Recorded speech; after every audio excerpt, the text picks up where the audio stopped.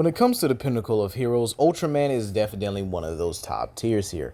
A man that goes around in a superpowered suit fighting against kaiju for the betterment of humanity, and in some cases, the kaiju themselves here. However, on the villain side, we have Thanos, one of the best the MCU has had to offer. And in comics is more so a giant raging simp, but we wouldn't say that to his face, right?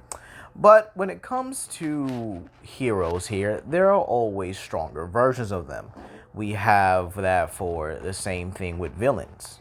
Everyone has a stronger version of themselves or a stronger transformation.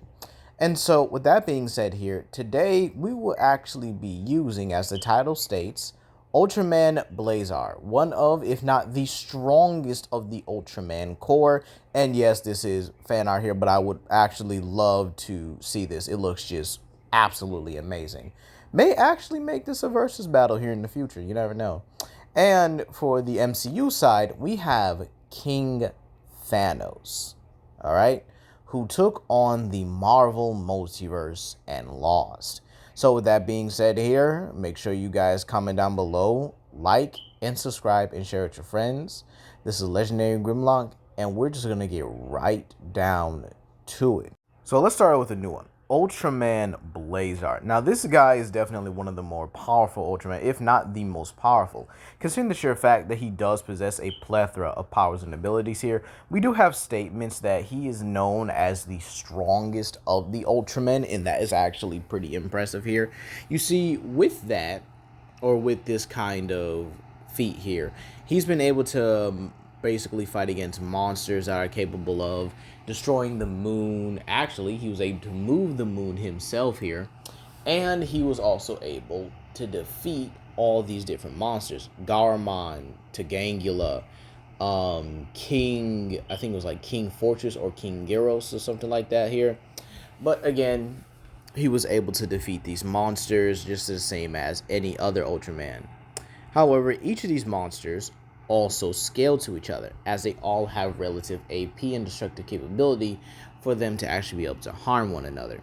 Now, this is actually important considering how the Ultraman verse works here, and considering they do scale above Ultramans themselves on some occasions here, this will put these monsters and even Ultraman himself at a complex multiversal. And in all honesty, probably a higher complex multiversal, probably I would probably say 6 or 7D at bare minimum. Now, this is important because we do have multiple statements of Ultraman being able to fight against threats that are capable of destroying the universe. The universe itself in Ultraman is known to be infinite in size, okay? Now, this again is important because it does upscale the feat here. Because again, if a universe only has a finite amount of distance, then no matter how you do it, it would still be a universal or a fourth dimensional level feat. And so, with that being said here, with it being, an infinite universe, that actually elevates it here.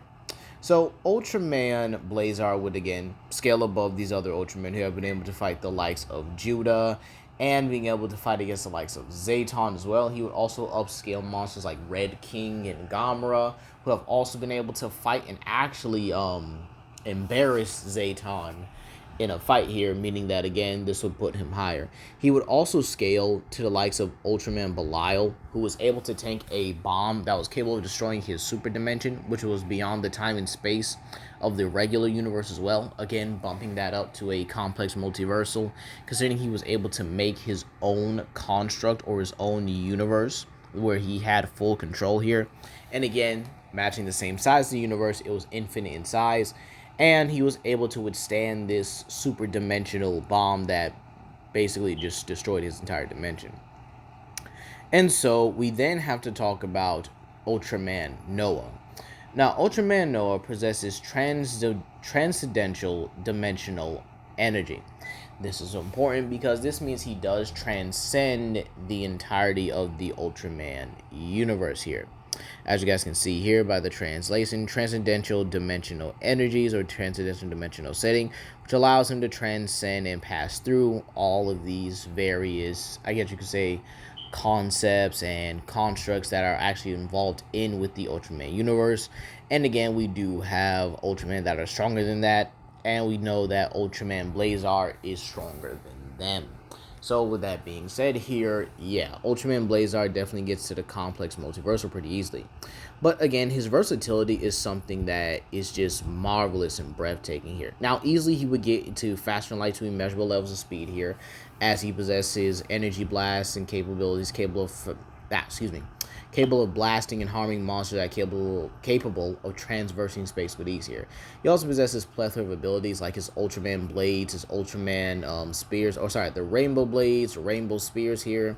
He also possesses the Rainbow Blizzard, the Rainbow Shield, which is able to just simply deflect all of the attacks here. And again, he does love using that spear. I ain't gonna lie, that thing is pretty handy. It comes with multiple functions here.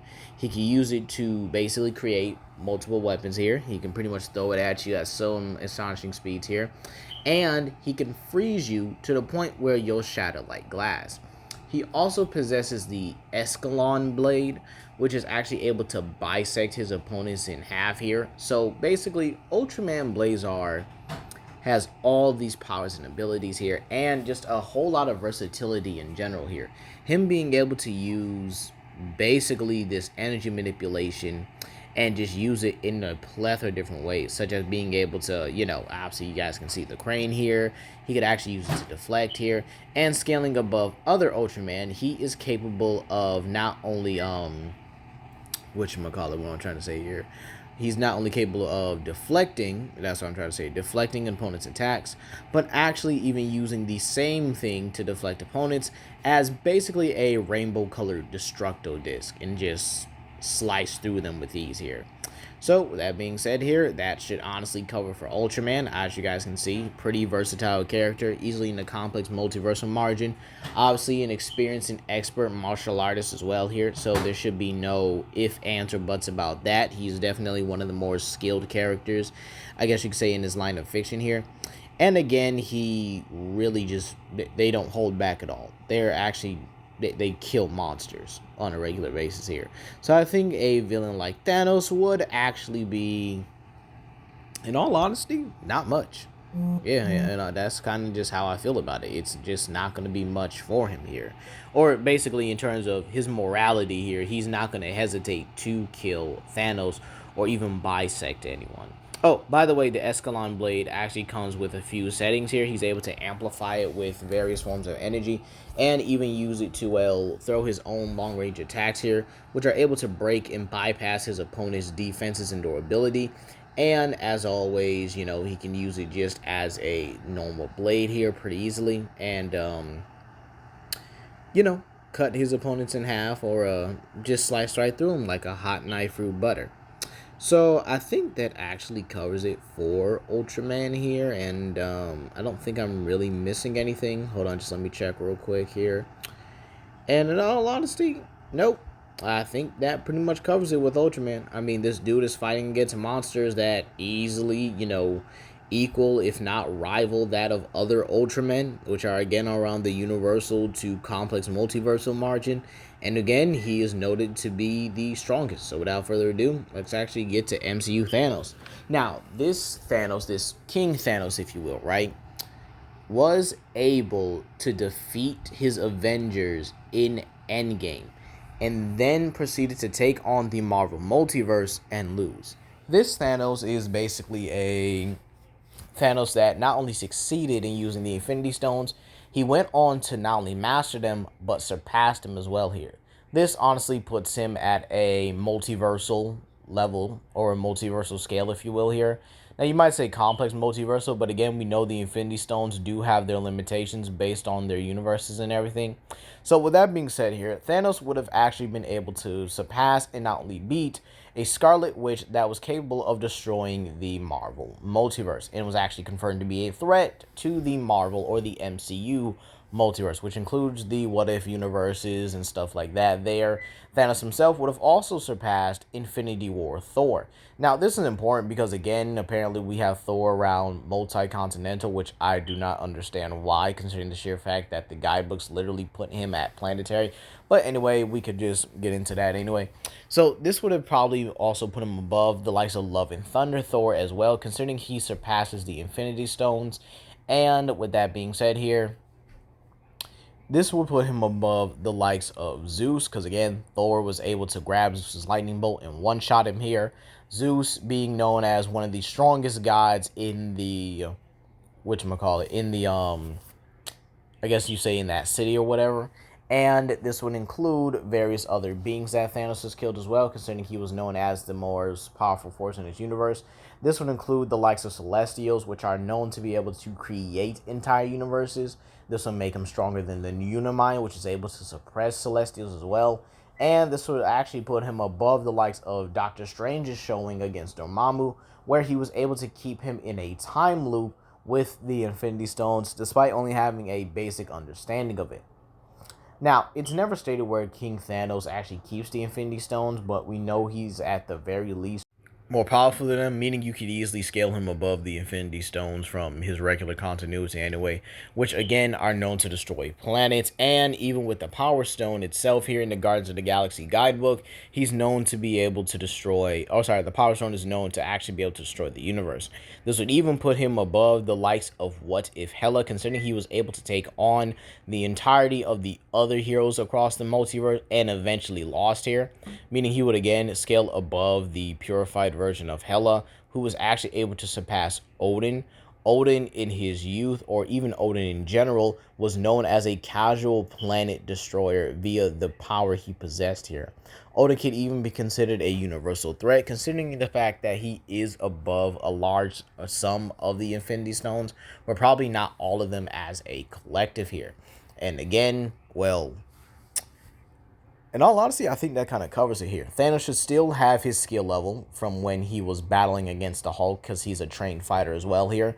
Now, as for his weapon, his blade is actually noted to be a lot more bulkier, especially in likes of the concept art here.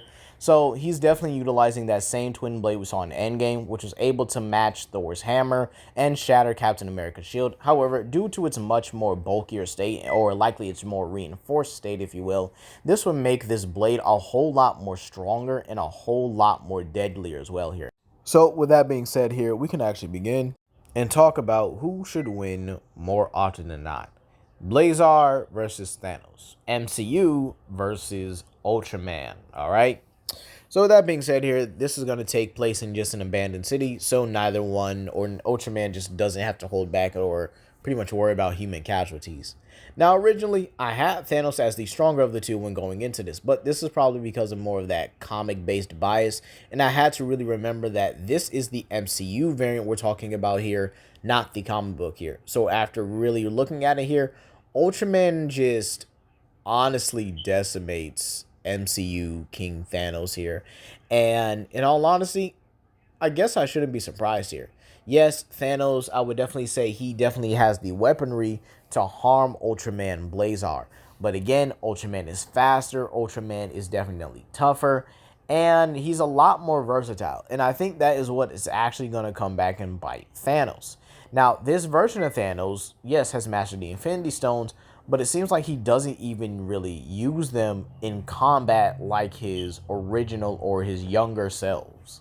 Okay, so with that being said here, Ultraman actually has a lot more going for him in the versatility department. But let's say we give him the Infinity Stones, right? And, you know, obviously there is a limit when it comes to them being able to function in different universes here, obviously, right? But again, let's say that they function normally. And, well, the erasure existence part may work.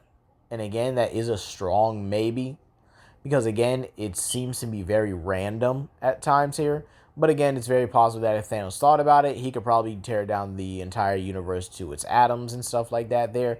So it's very possible he could win based off that. But again, he would have to get that off here. I could actually see Ultraman utilizing his more energy-based attacks here to not only freeze Thanos' hand, but to likely restrain it as well here. Meaning again, while Thanos is faster than light in terms of combat speed, Ultraman should actually surpass him in terms of that as well here. Considering he could use his energy spirit to lash around him and actually restrain Thanos' hand, it's very possible that he would use that opportunity to then cut Thanos' arm off. As a matter of fact, it's very possible he might go for that as well, just right out the get-go. So in all honesty, while I do think Thanos would win with the Infinity Stones here, I could actually make a case here for Ultraman actually being able to not only outpace him in combat still, but actually just out-hacks him entirely. So, just for that, I'm giving it to Ultraman mid difficulty at best. But hey, that's going to be all today. Please comment down below, like and subscribe and share it to friends. This is Legendary Grimlock, and I hope you guys have a blessed day. Peace.